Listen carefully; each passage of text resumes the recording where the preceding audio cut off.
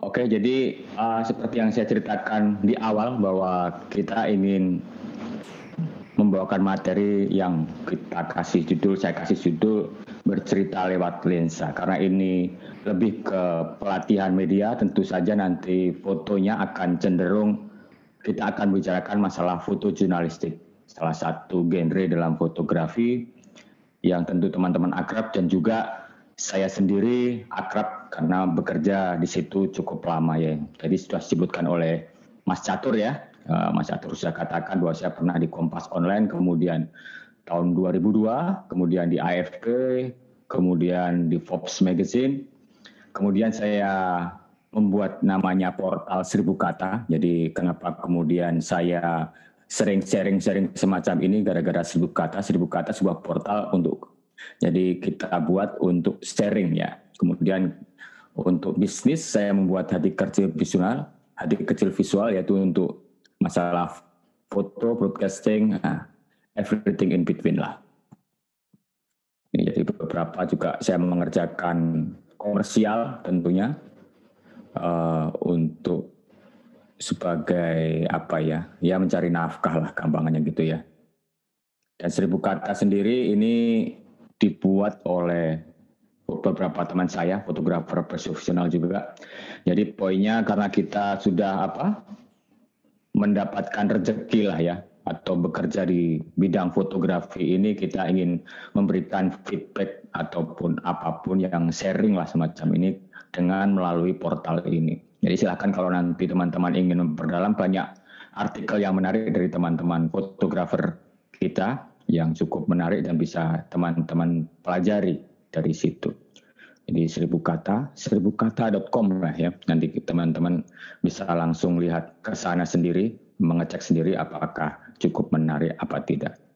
Jadi saya tidak akan terlalu dalam mengomongkan masalah teori fotografi ya, atau basic fotografi. Jadi luar biasanya revolusi digital yang juga diikuti oleh teknologi-teknologi yang cukup mumpuni sekarang ini, bisa dikatakan fotografi itu semakin demokratis. Jadi bisa jadi Anda tidak mengetahui ilmu atau basic fotografi ini, tapi Anda bisa memotret karena gadget yang ada sekarang begitu canggih, bisa mengolah fotonya sehingga semua orang bisa memotret. Bahkan kadang-kadang foto dari HP jauh lebih bagus daripada memotret dari kamera DSLR misalkan. Jadi saya tidak akan terlalu dalam ngomongin ini, tapi ini saya katakan bahwa basic fotografi itu penting dalam artian kalau teman-teman ingin memperdalam fotografi, ingin meningkatkan kemampuannya, maka basic fotografi adalah sesuatu yang keharusan. Tapi beberapa hal sudah bisa dilakukan secara gadget, secara otomatis. Ini sebuah keuntungan, tapi tetap ini menjadi sebuah penting Anda mengetahui logika dari alat-alat tersebut, kenapa ada aperture, kenapa ada shutter speed, kenapa ada ISO, ini juga penting. Dan ini zaman sekarang mudah sekali teman-teman lihat di internet, apalagi yang mahasiswa yang sudah sangat accessible dengan apapun, tinggal googling aja basic fotografi, maka Anda akan menemukan banyak materi tentang itu. Juga hal yang menarik dari fotografi tentunya dalam basic tadi itu masalah komposisi. Jadi setelah Anda mengetahui fungsi-fungsi dari bisa dikatakan alat tadi, kamera tadi, Anda juga harus mengerti komposisi. Jadi komposisi ini gampangannya adalah kenyamanan ya, kenyamanan mata memandang. Jadi kenapa ada satu foto A menarik sedangkan foto B tidak, objeknya sama, bisa jadi karena komposisinya. Ini dibicarakan di basic fotografi. Jadi teman-teman kalau ingin mengupgrade kemampuannya, pilihannya ya harus mempelajari basic fotografi ini termasuk dengan komposisi. Tapi di sini saya akan lebih banyak ngomongin foto jurnalistik karena ini dalam artian untuk media ya, dalam artian semacam itu. Jadi bisa dikatakan foto jurnalistik itu merupakan perpaduan antara kata dan gambar yang menghasilkan suatu kesatuan komunikasi saat ada kesamaan antara latar belakang pendidikan dan sebagainya. Jadi semacam ini.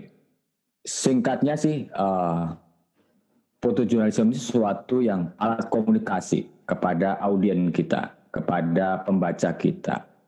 Jadi di situ tidak hanya masalah foto juga, ada teks juga. Jadi semacam kombinasi semacam itu, dan biasanya merupakan sebuah apa ya?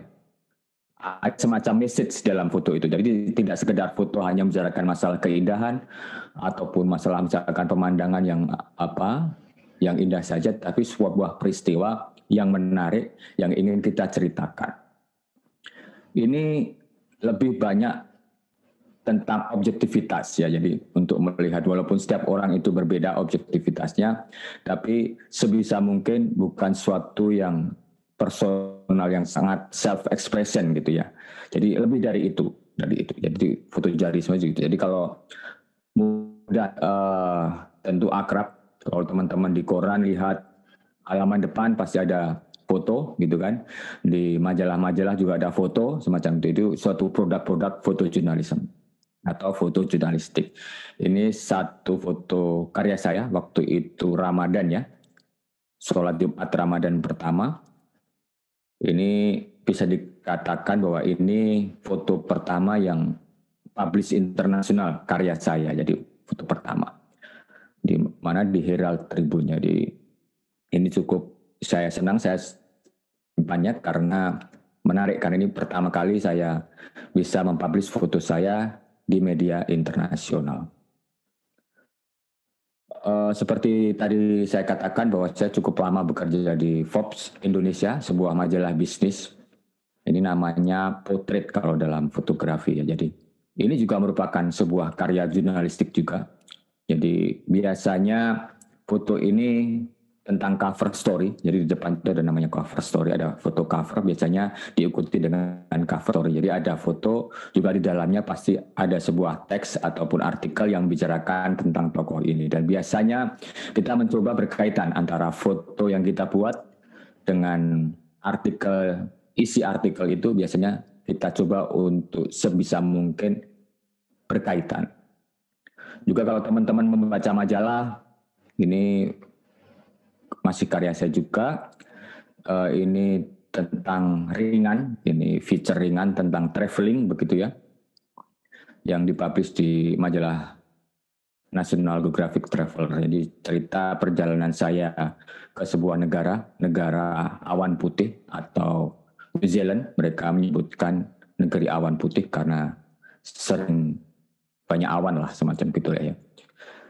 Ini juga merupakan sebuah produk fotojurnalisme yang intinya kita tidak sekedar mengabadikan keindahan aja atau cuma membuat foto, tapi juga ingin mengabarkan ini, membuat pembacanya tertarik. Jadi ada sebuah cerita di balik sebuah gambar-gambar ini. Ini juga saya buat untuk majalah Forbes. Ini bercerita tentang penambangan tradisional ya.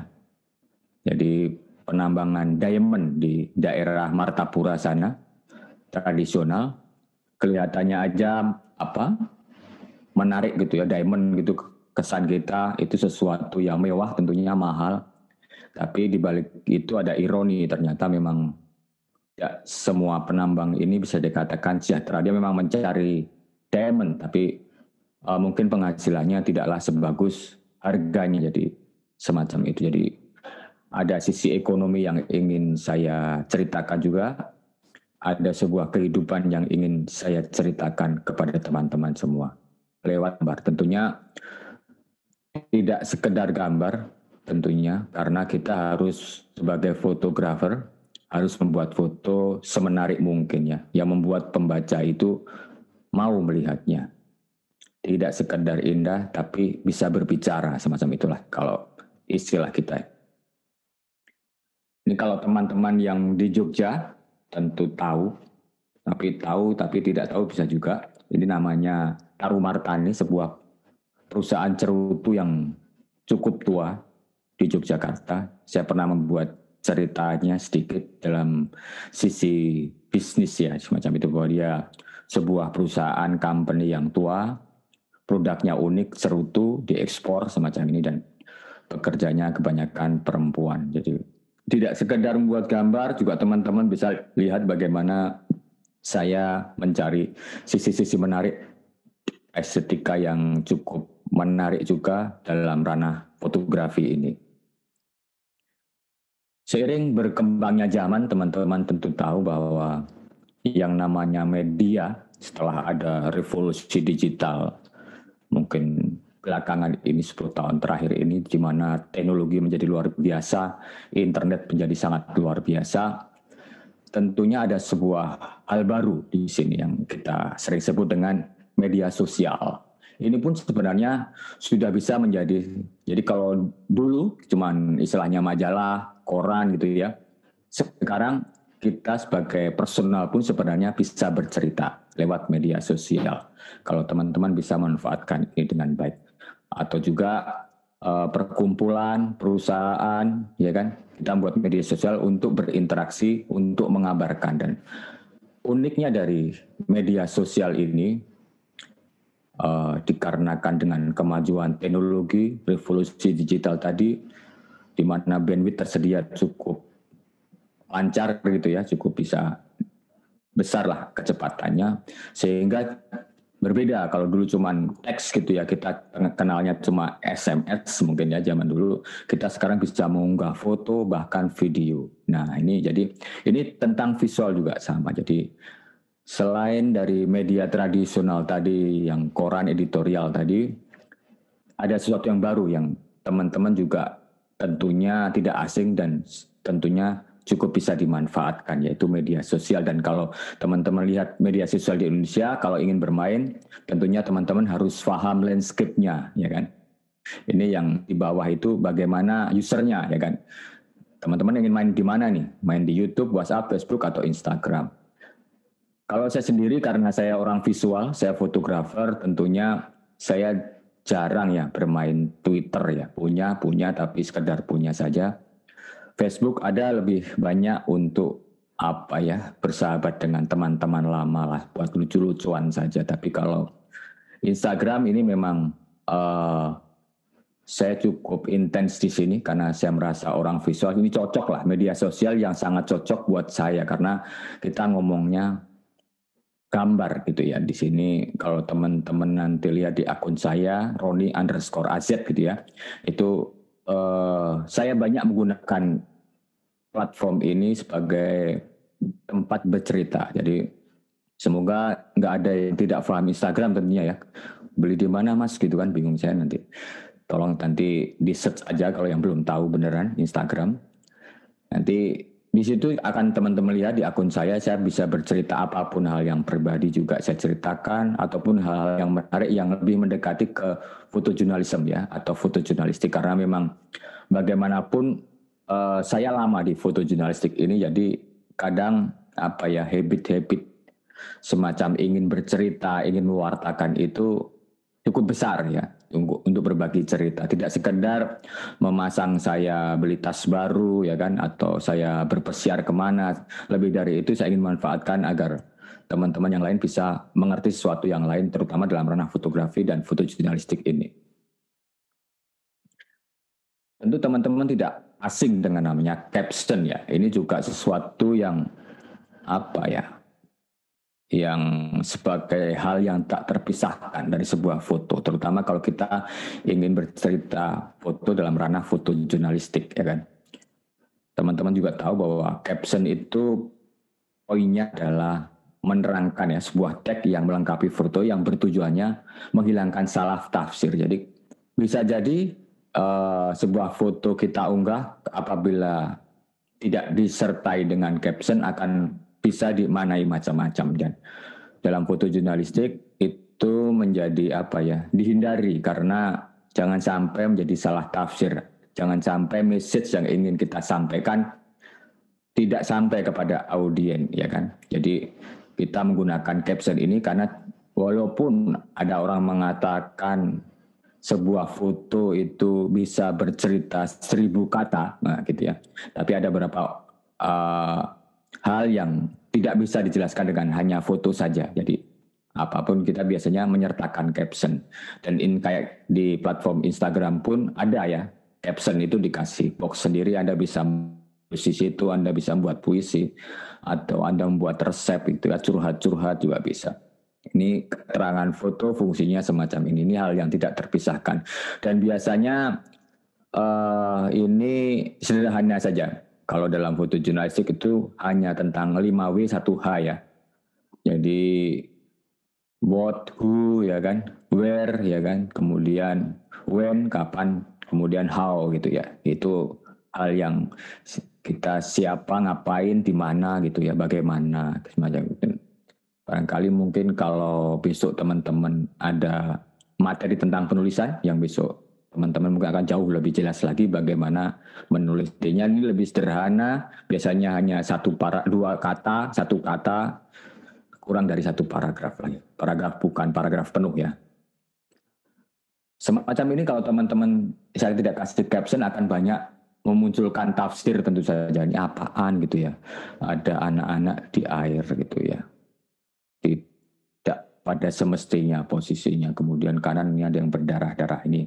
Makanya ketika tidak ada caption akan menjadi bisa sangat mungkin 1000 tafsir untuk foto ini ya kan. Jadi biar tidak ada salah maka tentunya ada caption tadi. Ini kalau dalam foto jurnalistik namanya spot news, sebuah kejadian yang terjadi tiba-tiba dan skalanya besar. Jadi nilai newsnya sangat besar dan ini tiba-tiba lah, pokoknya tidak direncanakan. Yang sebelah kiri ini tsunami di Pangandaran. Jadi sebuah wartawan ketika menjadi fotojurnalis gitu ya, ada sebuah kejadian, maka kita harus ke lokasi, mau tidak mau harus cepat ya kan, membuat foto yang menarik, kemudian kita nanti serahkan ke editor kita untuk dipublish namanya ya. Agar audiens tahu. Jadi dengan foto-foto semacam ini yang kadang bisa menggerakkan hati orang kadang. Kalau cuma teks gitu kadang kurang menyentuh. Kalau cuma walaupun Anda bercerita sangat dramatis tapi sekarang nggak ada fotonya itu kayak apa ya? Nggak ada foto hoax gitu ya kayak gitu semacam ini. Jadi visual ini luar biasa sekali, bahwa visual itu jauh mungkin 3 kali, 4 kali lebih menarik dari sebuah teks. Lebih mudah dicerna orang dengan bahasa gambar.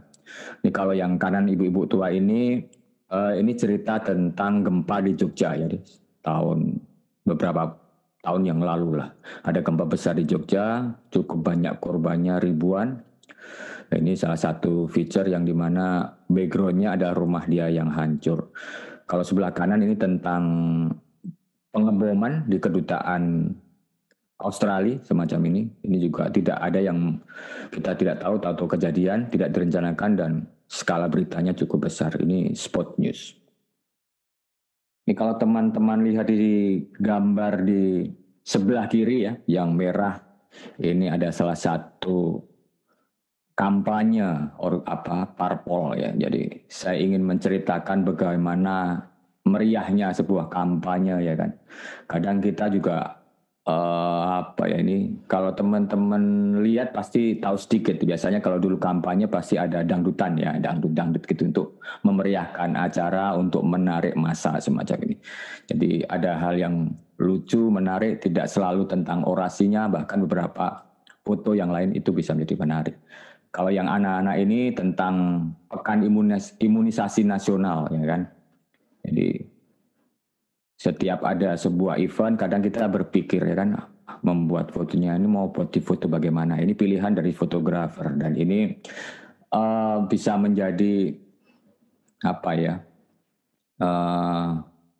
cara bercerita fotografer ini, mau dibuat bagaimana foto ini terserah Anda. Dan di sini kemampuan fotografer akan bisa membuat foto yang menarik itu jauh akan lebih bagus. Jadi kemampuan fotografinya di sini menjadi sebuah tantangan dia. Kalau yang sebelah kanan ini cerita tentang biksu yang berdoa di sebuah kuil di Semarang. Ini semacam ini general news, sebuah event yang cukup besar gitu ya, punya nilai berita kalau dalam foto jurnalistik. Tapi ini direncanakan, ada dijadwalnya, kadang ada undangannya semacam gitu ya. Beda dengan gempa bumi, tidak ada undangan buat para fotojurnalis. Ini juga masih sama gitu ya. Kalau tidak ada caption akan apaan gitu ya. Ini yang sebelah kanan ini pernah saya kasih ke sebuah kelas visual literasi gitu ya. Nggak ada caption, saya minta teman-teman untuk menerjemahkan.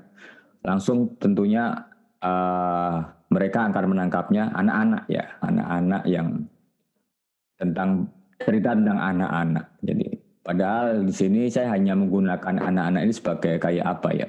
Bukan fokus utamanya, bukan message yang ingin disampaikannya. Tapi message yang utamanya ketika ada caption ya bahwa saya bercerita tentang adanya sholat Id ya, sholat Id. Jadi sholat Id itu bisa dikerjakan dengan foto yang macam-macam ya kan. Kalau yang sebelah kiri ini sholat Id di Istiqlal ya kan, dia ambil dari atas ketika mereka bubar ya kan. Karena beberapa tahun gitu ya sering saya mendapatkan penugasan memotret sholat Id, kadang kita harus berpikir wah masa membuatnya sama lagi dengan tahun kemarin, kita harus kreatif lah fotografer itu, tidak sekedar ada gambarnya tapi menarik gitu ya, sesuatu yang unik ya, ini sebuah tantangan dari fotografer.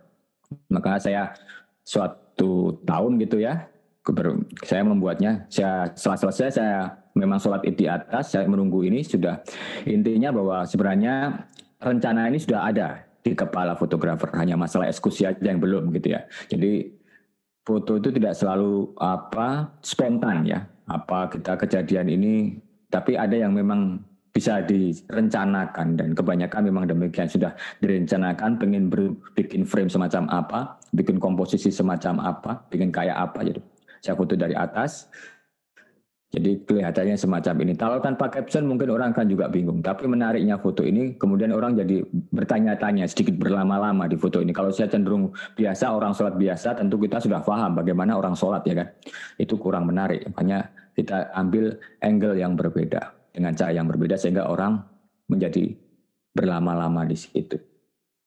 Ini yang tadi saya katakan feature ya, suatu yang ringan kehidupan, yaitu ini sering kita temui. Di sebelah kiri ini tentang cerita tentang pemintal benang ya di daerah Sulawesi sana, Toraja, Sadang ya, dia memintal ini kemudian membuat tenun. Kalau sebelah kanan atas ini tentang kopi, jadi petani kopi di daerah Gayo. Kalau teman-teman suka ngopi, entah yang cowok ini baru ngetren sekarang ya, kopi gitu. Single origin Gayo. Jadi ini salah satu petani yang menanam kopi-kopi yang mungkin teman-teman minum. Kalau yang kanan bawah ini cerita tentang pembuat arang. Jadi pembuat arang di Jakarta yang kehidupannya ya mungkin bisa dibaca buat teman-teman, tidak terlalu menguntungkan, tidak terlalu menguntungkan dalam artian ekonomi juga. Jadi nasib, jadi sedikit cerita perkotaan yang lebih sisi tragis gitu ya. Jadi kita sebagai fotografer dengan foto ini mencoba bercerita, jadi tidak sekedar membuat gambar yang menarik, tapi sesuatu yang cerita yang mungkin bisa lebih dalam. Ini kalau teman-teman di Jogja ada namanya Gua Jomblang, kalau yang pernah datang ini cukup menarik. Ini juga cerita tentang bisnis masuk gua ini, jadi bisnis wisata semacam ini. Kalau teman-teman ke daerah Sulawesi ya kita daerah Buluba itu ada namanya pembuat pinisi. Ini masih cerita feature traveling semacam ini, bahwa ini cukup menarik juga karena di dunia mungkin ini satu-satunya yang masih ya pembuat kapal handmade gitu ya, dibuat tangan tanpa mesin begitu ya, oleh orang-orang di sini, orang-orang Konjo di sana. Sering kita buat feature juga, terutama feature Ramadan, atau ini kalau teman-teman nggak ada caption juga bingung ngapain kaki di sebuah jendela. Jadi kalau teman-teman yang ini, teman-teman di sini banyak yang muda mungkin ya, kalau yang berumur kayak saya akan tahu bahwa setiap menjelang Lebaran ini di stasiun Pasar Senen gitu ya, ini ekonomi kelasnya trennya kereta apinya, jadi begitu kumuh lah ya, jadi berebut. Nah kadang kita juga membuat fotonya yang cari yang unik-unik, yang gimana dia orang ini masuk lewat jendela WC ya, karena pintunya sudah nggak bisa dimasukin, dia masuknya lewat jendela WC yang sangat sempit. Jadi hal-hal selain cerita adegan kita mengkompos gambar, juga momen-momen semacam ini menarik gitu ya, tidak sekedar ini yang kalau kita namakan decisive moment ya, momen yang terjadi cukup cepat tapi kita harus menangkapnya cepat. Ini traveling, kalau teman-teman pernah ke melihat Borobudur dari Puntuk Setumbu akan melihat semacam ini juga buat majalah, buat dipublish dalam kegiatan editorial ya. Ini masih sama dengan kaitannya dengan tadi, ini masalah hotel dan masalah traveling ya kan, masalah wisata di daerah Borobudur. Setelah feature ada juga kita sering mengerjakan namanya sport news ya, ini olahraga. Teman-teman tahu, kalau teman-teman baca di koran seksi olahraga, kita mengerjakan banyak wartawan foto mengerjakan semacam ini untuk mewartakan ini lebih masalah kecepatan ya kan, ekspresi semacam ini. Teman-teman bisa lihat bagaimana air itu cukup dekat dengan fotografer sehingga menambah nyawa ya, nggak sekedar ekspresinya dapat gitu ya. Ini triathlon ya kalau teman-teman pernah. Ini yang paling lama saya kerjakan terakhir ini itu potret ya kan. Jadi kalau foto-foto yang lain, foto jurnalistik atau ini bercerita dengan jujur dalam artian juga kita nggak boleh mengeditnya, menambah sesuatu atau mengurangi sesuatu atau digital imaging gitu ya kalau kita kenal, itu di foto jurnalistik nggak boleh ya. Itu kita harus jujur apa adanya, foto itu mengolahnya tidak berlebihan, sekedar kontras, saturasi is okay, ataupun terang gelap masih oke, tapi menambah, mengurangi atau men-set up itu kayak mendirect itu membuat adegan, itu nggak boleh juga. Tapi di potret ini cukup istimewa. Potret ini fotografer boleh mengarahkan, boleh in touch dengan subjeknya untuk membuat kayak semacam ini. Biasanya dikaitkan dengan cerita yang ingin kita sampaikan tadi. Nah ini kayak ini Khairil Tanjung gitu ya. Ini sengaja saya buat demikian. Saya yang mengatur lampunya, saya yang mengatur kenapa ada kamera di situ, meja di situ, jadi sudah dipersiapkan, kemudian difoto. Ini kalau potret itu boleh kita mendirect, men-set up, dalam artian kita ingin membuat semacam apa, dan ini yang sekarang sering saya kerjakan, ini potret ini. Jadi kadang sederhana juga menarik. Orang duduk kayak si Sultan gini tanpa gaya, biasa saja, tanpa senyum, kalau nggak ada ekspresi, itu juga sesuatu yang menarik dalam potret ini, ya kan? Cara duduknya wajar, ada juga yang cara duduknya tergantung konsepnya. Biasanya kita sudah membuat konsep dulu, ingin potret semacam apa, ya kan? Atau ini terkait yang saya bilang tadi dengan artikel yang akan kita sampaikan. Jadi potret tentang suku di sebuah Sumba gitu ya, nenek, kakek dan cucu ya kan. Saya buat demikian. Tentunya di balik foto ini ada cerita, teman-teman bisa bercerita tentang kehidupan mereka. Jadi biasanya ini juga potret menjadi sebuah pelengkap kalau kita nanti ngomongin foto story, ini jadi sebuah pelengkap untuk kita bisa menarik, karena biasanya ini lebih kelihatan profil orangnya, dan ini menarik kayak apa sih orang Sumba itu. Kadang kita bertanya-tanya, dengan foto ini kita bisa bercerita karena lihat lebih detail potret ini bagaimana mereka. Ini juga masih buat majalah Forbes tentang businessman ini yang punya Lion Air, cerita tentang Lion Air. Kita memotretnya di pesawat, sengaja demikian, bukan backgroundnya diganti gitu ya, nggak boleh di dalam foto jurnalistik. Jadi kalau ingin memotret di pesawat ya memang harus di pesawat, jadi semacam ini. Ini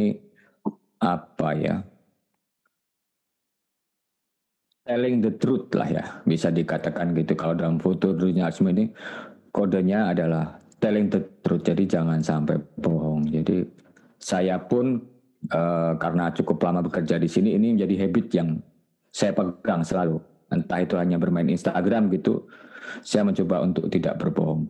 Ya, ini ketika seorang fotojurnalis ketahuan bohong sekali, itu sangat membahayakan buat kredibilitas dia. Ini sama potret yang punya S Hardware, kalau teman-teman belanja di S Hardware, ini yang orang yang akan kaya, ya. Jadi potret-potret wanita-wanita, businessman, semacam ini juga pernah saya kerjakan untuk majalah, ya, untuk majalah Forbes tadi, untuk editorial, untuk dipublish. Potret-potret orang kaya Indonesia, kalau teman-teman pengen lihat orang kaya ini beberapa di antaranya. Jadi kalau teman-teman tahu daftar orang terkaya gitu, biasanya itu majalah Forbes itu yang mengeluarkan ini. Bisa kerjakan itu.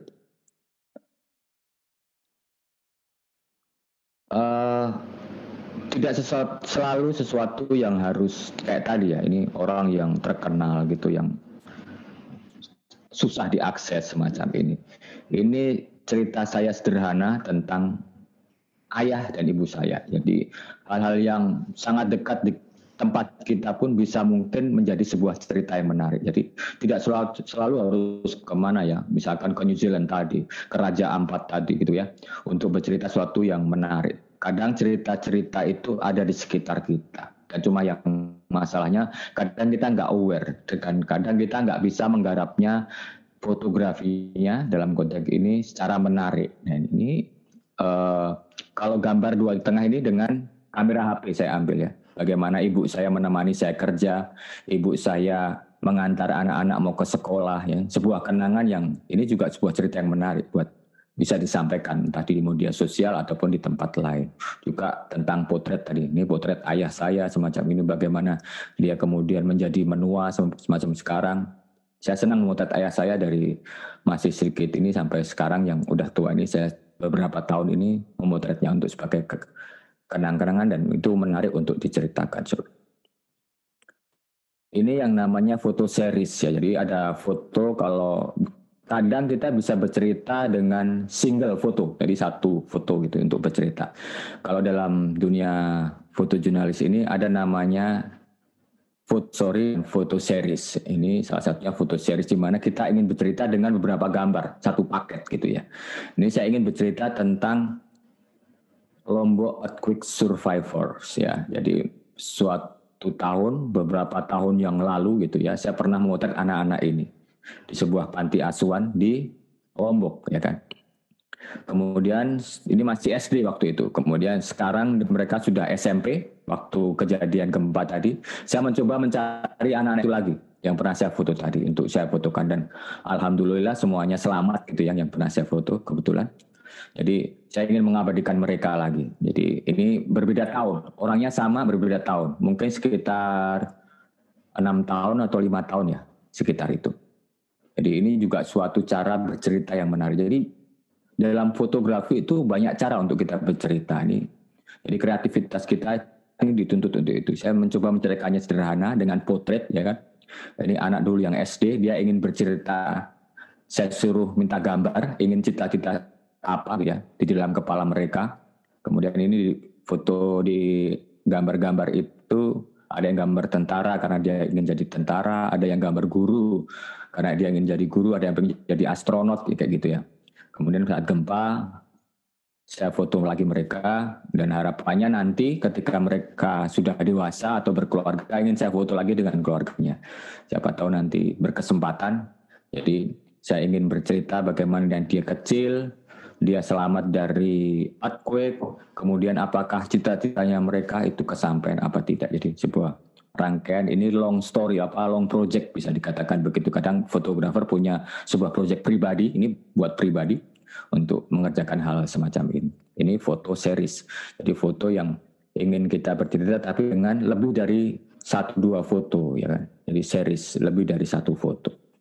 Ini yang namanya kita kenal juga foto story, jadi satu rangkaian foto yang dikemas dalam sebuah cerita. Jadi kalau ya hampir sama kayak kita bercerita dengan menulis ya. Jadi kayak menulis gitu ada alurnya. Pertama kita ingin cerita tentang apanya, kemudian di tengah-tengah dikasih apanya. Jadi dalam rangka menceritakan ini tentang Yogyakarta waktu gempa. Jadi kalau teman-teman yang Kalau mahasiswa sekarang mungkin beruntung tidak mengalami ini, tapi ketika ini cukup apa ya, mengenaskan lah buat mahasiswa juga apalagi ya kan. Jadi cukup masif sekali. Foto pertama yang di atas kiri ini bisa lihat ini di daerah Bawuran ya. Di desa di dekat Imogiri sana, daerah Imogiri ini benar-benar hancur rata gitu ya, nggak ada yang tersisa karena gempanya yang cukup besar. Juga kita kayak tadi bagaimana bantuan ya kan, ini sebuah rangkaian foto yang kita gunakan untuk bercerita tentang kejadian ini. Jadi ada sebuah cerita, ada foto yang lebih dari satu. Ini foto story gitu. Dalam foto jurnalistik. Oke, ini saya kira sudah cukup lama saya berbincang. Jadi kalau teman-teman nanti kurang jelas nanti bisa. Ini saya juga membuat beberapa konten yang mungkin menarik dalam dunia fotografi gitu ya, beberapa aja. Baru sempat beberapa di YouTube, mungkin teman-teman nanti bisa screen grab gitu ya. Saya juga punya blog di mana saya juga kadang menuliskan pengalaman saya ataupun apa yang saya kerjakan. Juga ada 1000 kata tadi untuk teman-teman lebih tahu dalam banyak tentang fotografi, banyak tulisan teman-teman yang menarik untuk kita bisa simak juga di Instagram. Nanti kalau kita teman-teman bisa lihat bagaimana saya bercerita, saya bagaimana memotret. Nah, ini bisa lewat Instagram tadi. Jadi kalau visual itu menular. Jadi salah satu hal yang paling sederhana saya kerjakan di sosial media adalah memfollow fotografer-fotografer yang keren, dalam artian saya bisa melihat bagaimana mereka membuat gambar sehingga itu bisa menginspirasi saya secara tidak langsung. Kadang itu di bawah alam sadar ya kan. Jadi karena sering melihat foto dia, kita jadi ketularan gitu ya. Ketularan itu apa ya? Tertular gitu lah ya. Jadi visual memang sering kali kita menular. Jadi kenapa teman-teman sekarang motret makanan gitu ya, yang ketika jalan-jalan ke kafe motret makanannya bagus ya, ditata-tata dulu gitu. Karena teman-teman pernah melihat foto yang menarik tentang makanan. Jadi ini membuat teman-teman jadi ingin semacam itu, membuat semacam ini. Jadi salah satu tips yang mungkin saya bisa berikan ketika teman-teman ingin menambah pengetahuan dan fotografi, ya follow atau ikuti teman-teman yang lain yang Anda anggap mumpuni di bidang ini. Maka hal-hal semacam ini akan bagus buat kita. Saya kira sementara begitu Mas Catur, nanti kalau ada yang kurang jelas atau kurang apa, kita bisa lanjutkan ke sesi yang tanya jawab atau yang lainnya. Terima kasih teman-teman. Assalamualaikum warahmatullahi wabarakatuh.